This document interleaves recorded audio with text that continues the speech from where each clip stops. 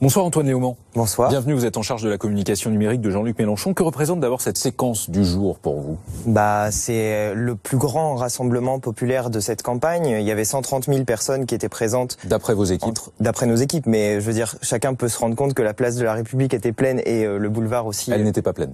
Ah si, la place de la République était, j'y étais, donc je peux vous dire qu'elle était pleine. Nos équipes aussi, mais elle était pas. Je sais pas où vous étiez, mais moi j'y étais et j'étais en hauteur pour prendre des images justement de cette place de la République. Il y avait incontestablement du monde, plusieurs dizaines de milliers de personnes. Non, il y avait clairement il y avait vraiment beaucoup de monde. Pour nos équipes, il y avait effectivement 130 000 personnes. Je pense que tous les gens qui étaient présents sur place ont leur idée sur le nombre de personnes qu'il y avait et voilà.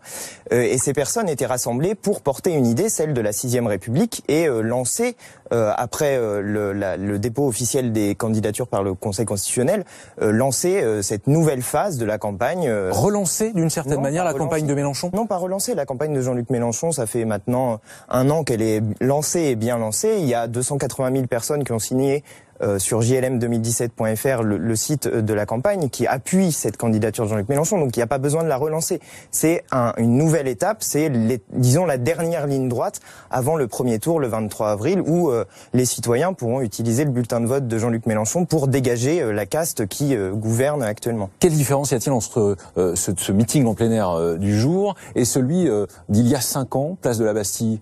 En 2012. Il avait déjà parlé de la 6e République, Jean-Luc Mélenchon. Absolument.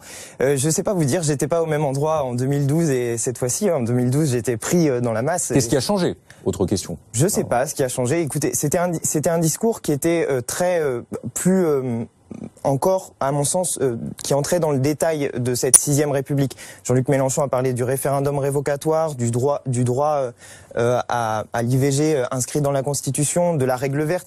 Il a détaillé cette République sociale, écologique et démocratique que nous voulons mettre en place. Et voilà, je saurais pas vous dire exactement ce qu'il fait. En tout cas, sa 6e République, c'est son mur porteur, d'une certaine manière. C'est le mur porteur de son programme. C'est le premier point de notre programme. C'est par là que tout commence, si vous voulez. On est arrivé à un point tel de ras-le-bol des gens que cette 6e République, c'est le moyen de sortir par le haut de la crise. Je veux dire, quand vous avez la situation politique dans laquelle on est, avec ces affaires, avec ce dégoût en fait généralisé de la politique, la 6e République, c'est le moyen pour le peuple de sortir par le haut de ces choses-là.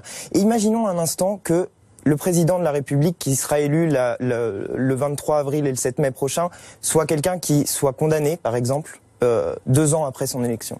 Que peut faire le peuple français dans la 5e République ? Rien. Rien du tout. Il est condamné à avoir une personne condamnée. Et il ne peut rien faire. Nous proposons une chose. Nous proposons le droit de révoquer les élus en cours de mandat. Et si Jean-Luc Mélenchon est élu, ce droit de révoquer les élus en cours de mandat sera inscrit dans la Constitution de la 6e République. Je rebondis sur ce que vous venez de dire concernant le ras-le-bol populaire, d'une certaine manière. Mélenchon qui fait scander à la foule, comme il l'a fait aujourd'hui, dégagé. Ouais. C'est quoi sinon du populisme de la part de quelqu'un qui est parlementaire depuis 30 ans ? C'est ce que vous appelez populisme avec une façon un peu critique d'utiliser ce mot.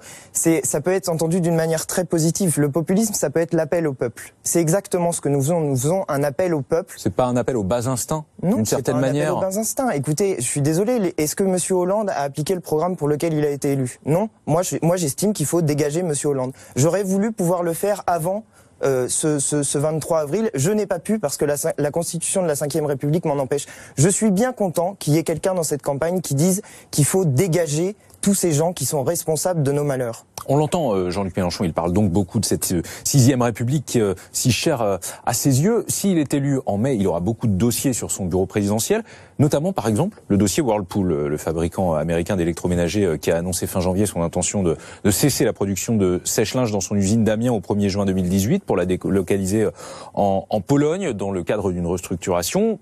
Il y a 286 ouvriers en lutte, le chômage se profile pour eux. C'est bien de parler de 6e République, mais sur des cas concrets comme cela, que propose Jean-Luc Mélenchon ? Mais alors on peut revenir à ce cas concret comme celui-là. Mais c'est un exemple, c'est un exemple. Mais ce sont des choses qui vont s'imposer à lui s'il est élu président. Mais je veux simplement revenir sur l'idée que la question institutionnelle ne serait pas liée à la question sociale, parce que le gouvernement de Monsieur Hollande a fait passer en force par 3,49.3 pour la loi Macron et par 3,49.3 pour la loi El Khomri ces 2 lois. Donc c'est des lois qui détruisent les droits des travailleurs. Ça, c'est des questions sociales qui sont directement liées. Mais est-ce qu'on va pouvoir gérer ces questions sociales avec une mise en place de 6e République qui représenterait peut-être une instabilité institutionnelle? C'est une question. Alors là, vous mettez deux questions ensemble, mais ouais. sur le droit des travailleurs, la 6e République pourrait inscrire dans on pourrait inscrire dans la Constitution de la 6e République le droit pour les salariés de reprendre leur entreprise en coopérative lorsque il est décidé par ceux qui la gouvernent de la vendre. Ça pourrait être un moyen pour les salariés de reprendre ces entreprises. Vous évoquez le cas de Whirlpool, on pourrait évoquer d'autres situations, notamment le cas de Nexis par exemple, qui est une entreprise qui est en train d'être fermée et où les salariés pourraient reprendre leur entreprise en coopérative. On pourrait prendre un certain nombre de cas comme ça, et la question institutionnelle est liée de ce point de vue à la question sociale. Après, on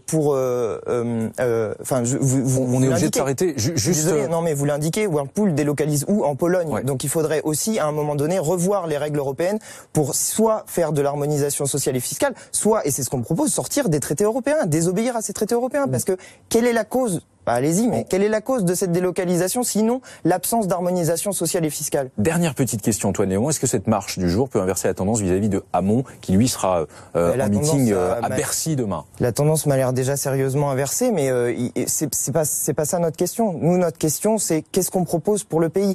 Jean-Luc Mélenchon. Vous ne vous préoccupez pas de celui qui, d'après les sondages, bloque Jean-Luc Mélenchon en 5e position? Non, vous êtes dans une logique où les électorats passeraient d'un camp à l'autre. C'est pas ça qu'il faut faire. C'est pas ça non plus qui se passe. Ce qu'il faut faire, c'est aller convaincre les gens, justement les dégoûter de la politique. Il faut aller convaincre les gens qui n'ont plus envie de voter. Et ça, pour le faire, je suis désolé, il n'y a pas d'autre moyen que de parler clair et juste, d'avoir un discours de fond, de parler de la 6e République, d'une république sociale, écologique, démocratique, et c'est ce que propose Jean-Luc Mélenchon. Merci Antoine Léaumont. Je vous en prie. Voilà, j'espère que ce que j'ai dit vous a convaincu. Ça m'a quand même bien fait rire, le journaliste dans son bureau, dans son plateau, qui sait mieux que moi, qui était sur un camion en hauteur, combien il y avait de gens sur la place. Mais bon, je pense que je lui ai bien fait rabattre son caquet sur ce sujet. Vous le voyez, me voilà revenu place de la République. Je vais maintenant aller boire un petit verre avec les gens qui ont fait cet événement. J'espère que ce que j'ai dit était bien, que ça vous a convaincu, que vous étiez d'accord avec ce que j'ai dit. Et puis si ça vous a plu, je vous invite à mettre des pouces bleus sur cette vidéo. Dites-moi ce que vous en avez pensé dans les commentaires. Et puis abonnez-vous, comme ça vous aurez mes prochaines vidéos. Allez, salut!